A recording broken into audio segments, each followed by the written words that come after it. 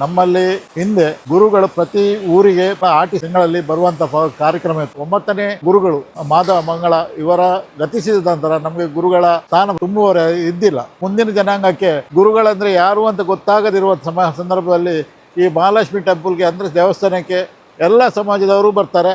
ಅದಕ್ಕೋಸ್ಕರ ನಮ್ಮ ನಾಡೋಜ ಜಿ ಶಂಕರ್ ಅವರ ಪರಿಕಲ್ಪನೆಯ ಮೇರೆಗೆ ಮತ್ತೆ ಸಮಾಜದ ಗಣ್ಯರ ಪರಿಕಲ್ಪನೆಯ ಮೇರೆಗೆ ಒಂದು ಮೂರ್ತಿಯನ್ನ ಸ್ಥಾಪನೆ ಮಾಡೋಣ ಎಂಬುದು ನಿರ್ಣಯಿಸಲಾಯಿತು. ನಮಸ್ಕಾರ, ನಾನು ಮಂಜುನಾಥ್ ಕಾಮತ್. ಉಚ್ಚಿಲ ದಸರಾಕ್ಕೆ ಸಿದ್ಧತೆಗಳು ನಡೆಯುತ್ತಿವೆ. ಅದೇ ಸಂದರ್ಭ ಉಚ್ಚಿಲ ಮಹಾಲಕ್ಷ್ಮಿ ದೇವಸ್ಥಾನದಲ್ಲಿ ಮೊಗವೀರ ಸಮಾಜದ ಕೊನೆಯ ಕುಲ ಗುರುಗಳ 31 ಅಡಿಯ ಕಂಚಿನ ಪ್ರತಿಮೆ ಸ್ಥಾಪನೆಯಾಗಲಿದೆ. ವಿಶೇಷವೆಂದರೆ ಬೃಹತ್ ಗಾತ್ರದ ಮೂರ್ತಿ ಉಚ್ಚಿಲ ಮಹಾಲಕ್ಷ್ಮಿ ದೇವಸ್ಥಾನದ ಮುಂದೆಯೇ ತಯಾರಾಗುತ್ತಿದೆ.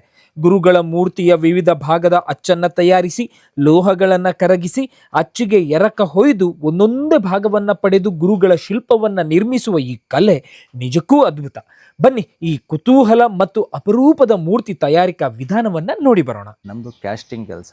ಸಮುದ್ರದ ಮರಳು 3 ಕೆಮಿಕಲ್ ಬರ್ತದೆ. ಕೆಮಿಕಲ್ ಮಿಕ್ಸ್ ಮಾಡಿಕೊಂಡು ಪ್ಯಾಟ್ರನ್ ಇರ್ತದೆ. ಅದಕ್ಕೆ ತಕ್ಕನಾಗೆ 30 ಫೀಟ್ ಪ್ಯಾಟ್ರನ್ ಮಾಡಿದ್ದಾರೆ. ಗೋವರ್ಧನ್ ಮೆಟಲ್ ಹೌಸ್ ಅಂತ ಮಂಗಳೂರಿನವರು. ನಮಗೆ ಅವರು ಕೆಲಸ ಕೊಟ್ಟವ್ರೆ.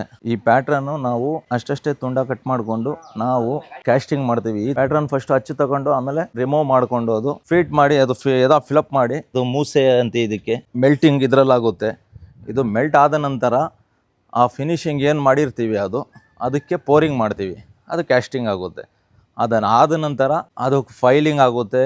ಅದಕ್ಕೆಲ್ಲ ಗ್ರೈಂಡಿಂಗು ಎಲ್ಲ ಫುಲ್ಲು ರೆಡಿ ಮಾಡಿ ಫಿನಿಶ್ ಮಾಡಿ ವೆಲ್ಡಿಂಗ್ ಆಗುತ್ತೆ. ಸುಮಾರು 1.5 ತಿಂಗಳು 2 ತಿಂಗಳಿಂದ ಮಾಡ್ತಾ ಇದ್ದೀವಿ. ಇನ್ನು 1 ತಿಂಗಳು ಟೈಮ್ ಐತೆ. ನಮ್ಮ ಸಮಾಜ ಗುರು ಪರಂಪರೆಯಿಂದ ಬಂದ ಸಮಾಜ. ನಮ್ಮ ಕೊನೆಯ 9ನೇ ಗುರುಗಳಾದ ಮಾಧವ ಮಂಗಳ ಗುರುಗಳ ಪ್ರತಿಮೆಯನ್ನು ಇಲ್ಲಿ ಮಾಡ್ಬೇಕಂತೇಳಿ ನಾವೇನು ಅಷ್ಟಮಂಗಳ ಇಟ್ಟ ಸಮಯದಲ್ಲಿ ಗುರು ಸನ್ನಿಧಿ ಇಲ್ಲಿ ಇರ್ಬೇಕಂತೇಳಿ ತೋರಿ ಬಂದ ವಿಷಯಕ್ಕೆ ಸರಿಯಾಗಿ ಇಲ್ಲಿ ಸಾಧಾರಣ 31 ಅಡಿ ಎತ್ತರದ ಕಂಚಿನ ಪ್ರತಿಮೆಯನ್ನು ಮಾಡುವುದಂತೇಳಿ ಆಡಳಿತ ಸಮಿತಿಯ ಸರ್ವ ಸದಸ್ಯರು ಡಾಕ್ಟರ್ ನಾಡೋಜ ಜಿ ಶಂಕರ್ ಅವರ ಒಂದು ಮುಂದಾಳಿತ್ವದಲ್ಲಿ ಎಲ್ಲರೂ ನಿರ್ಣಯಿಸಿ ದೊಡ್ಡ ಮಟ್ಟಿಗೆ ಗುರುಪಾದ ಕಾಣಿಕೆ ಒಂದು ದೊಡ್ಡ ಕಾರ್ಯಕ್ರಮವನ್ನು ಮಾಡಿ ಸಾಧಾರಣ 2.5 ಕೋಟಿ ರೂಪಾಯಿ ವೆಚ್ಚದಲ್ಲಿ ಈ ಒಂದು ಕಂಚಿನ ಪ್ರತಿಮೆ ಅಕ್ಟೋಬರ್ 11 ತಾರೀಕು ಏನು ದಸರಾದ ಮೊದಲ ದಿವಸ ಅದನ್ನು ಲೋಕಾರ್ಪಣೆ ಮಾಡುವುದಂತೇಳಿ ಈಗಾಗಲೇ ಆಡಳಿತ ಸಮಿತಿಯ ಸರ್ವ ಸದಸ್ಯರು ನಿರ್ಧರಿಸಿದ್ದಾರೆ.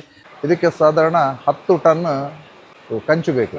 ಕಂಚನ್ನು ಇಲ್ಲೇ ತಂದು ಅದನ್ನು ಕರಗಿಸಿ ಇಲ್ಲೇ ತಯಾರು ಮಾಡುವಂತ ಪ್ರಕ್ರಿಯೆಯನ್ನು 3 ತಿಂಗಳಿಂದ ಪ್ರಾರಂಭಿಸಿದ್ದಾರೆ. ಇನ್ನು ಕೂಡ 1.5 ತಿಂಗಳು ಈ ಕೆಲಸ ಚಾಲನೆ ಇರ್ತದೆ. ದಸರಾದ ಮೊದಲು ಇದನ್ನು ನಾವು ಉದ್ಘಾಟನೆ ಮಾಡುವುದಂತೇಳಿ ನಮ್ಮ ಸಮಿತಿ ಮತ್ತು ಜಿ ಶಂಕರ್ ಅವರ ಮಾರ್ಗದರ್ಶನದಲ್ಲಿ ಈ ಕೆಲಸಗಳು ಆದಷ್ಟು ಬೇಗ ಪೂರ್ತಿಗೊಳಿಸುವ ಒಂದು ಇರಾದೆಯನ್ನು ನಾವು ವ್ಯಕ್ತಪಡಿಸ್ತೇವೆ.